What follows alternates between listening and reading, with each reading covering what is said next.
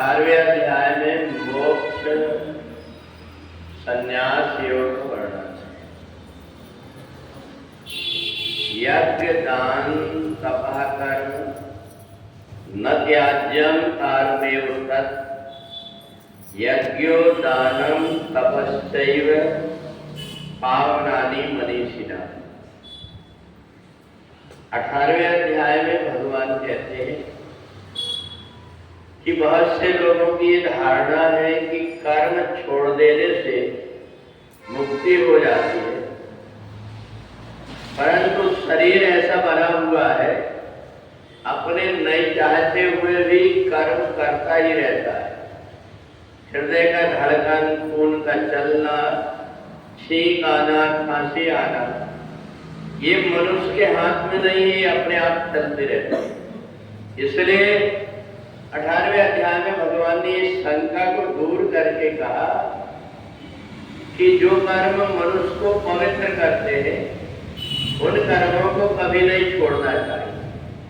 और इसलिए नहीं छोड़ना चाहिए कि ये जो कर्म है, ये कर्म मनुष्य अगर नहीं करता है तो वो गंदगी से भर जाएगा।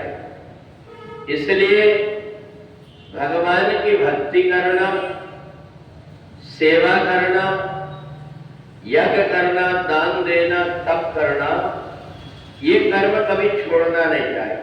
कितना भी व्यक्ति को ज्ञान हो जाए, अगर उसने इन कर्मों को छोड़ दिया तो वो व्यक्ति नीचे पतित हो जाता। इन्हीं के माध्यम से व्यक्ति ऊपर चढ़ा हुआ है। यदि व्यक्ति ने ये करना छोड़ दिया तो फिर उसका जीवन कहीं का नहीं रहता। जीवन में इन कर्मों का ऐसा महत्व समझे कि हम सीढ़ी लगा करके ऊपर चढ़ जाते हैं, परंतु यदि उस सीढ़ी को कोई हटा दे तो हम ये सोचें कि हमारे जीवन में सीढ़ी का महत्व नहीं है। तो पहली बात तो ये है कि उसी सीढ़ी के माध्यम से आप ऊपर चढ़े। और यदि जब कभी नीचे उतरने का मौका आए और किसी ने सीढ़ी हटा दिया है तो तुम्हें नीचे गिर करके और कहीं के नहीं रह जाओ। इसलिए अपना जो आधार है उस आधार को व्यक्ति को कभी छोड़ना नहीं चाहिए। इसलिए जितना भी बन सकता है शरीर से दूसरों की सेवा करना, परोपकार करना, भगवान की सेवा करना, और ये जितने प्रकार के कर्म हैं इनको दैनिक यज्ञ कहा गया है। हम दिन में जो अपने शरीर के अतिरिक्त दूसरे कर्म करते हैं परोपकार के लिए, ये यज्ञ कहलाते हैं।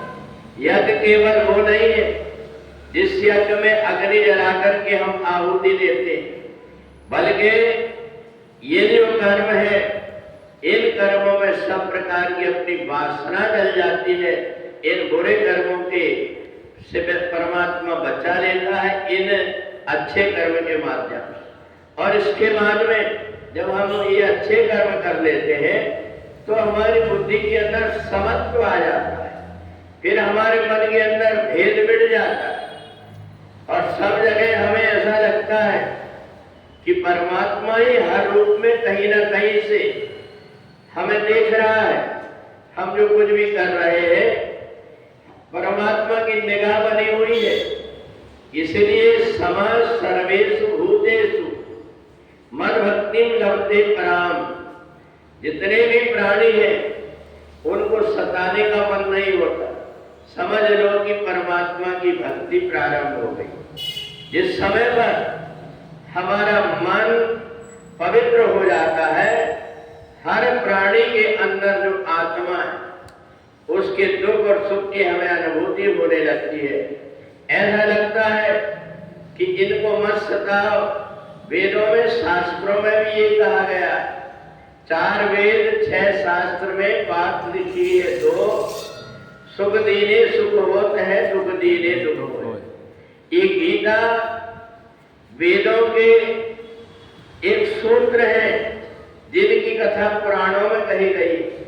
तो ये सूत्र है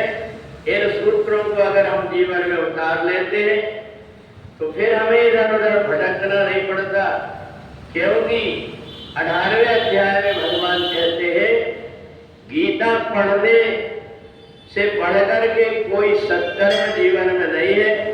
ये गीता आत्मा को अपने स्वरूप का बोध करा देती है और जन्म मरण के बंधन से छुड़ा देती है।